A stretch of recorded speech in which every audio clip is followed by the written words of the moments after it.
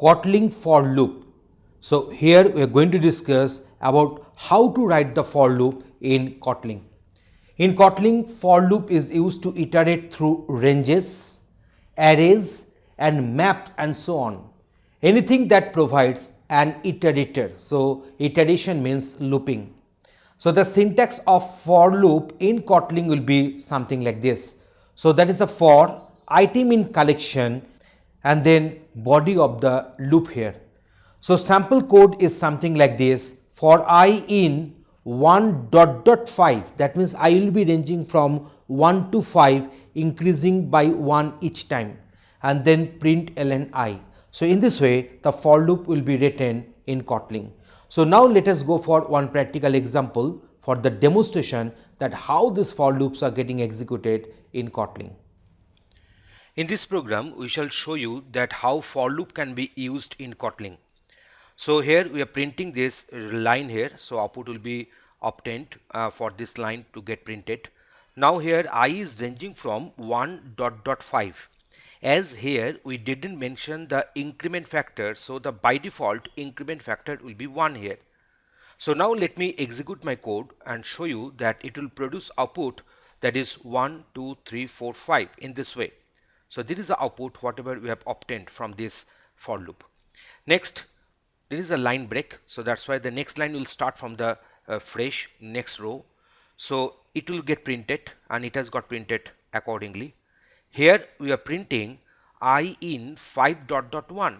So from 5 to 1 we cannot reach by incrementing. So that's why nothing has got printed. Next, going for the new line, printing this one I in 5 down to 1. So now from 5 then it will be coming to 4, then 3, then 2, then 1. So accordingly the output has got obtained. We are going to print I in 1 ...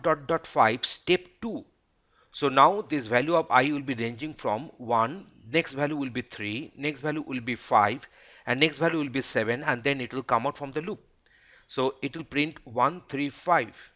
Next one is I in 5 down to 1 step 2. So in that case it will print 5, then 3, then -2, so that will be 1. So 531 will get printed accordingly. Now here we are making one list. Here we are making one list of some strings, and the name of this array is language. So now item in language, so it is going to print this Ruby, Kotlin, Python and Java. Next, we are making this particular string variable ready, and later in my text, so print ln later, so it will go on printing your Kotlin in this way.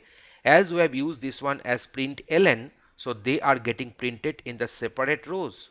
So now text is equal to Kotlin and item in text dot indices. So here if we print text item within this third bracket, if we write this text item within the third bracket, then it will print each and every character individually. So in this way we have shown you that how to use for loop in different formats in Kotlin. Thanks for watching this video.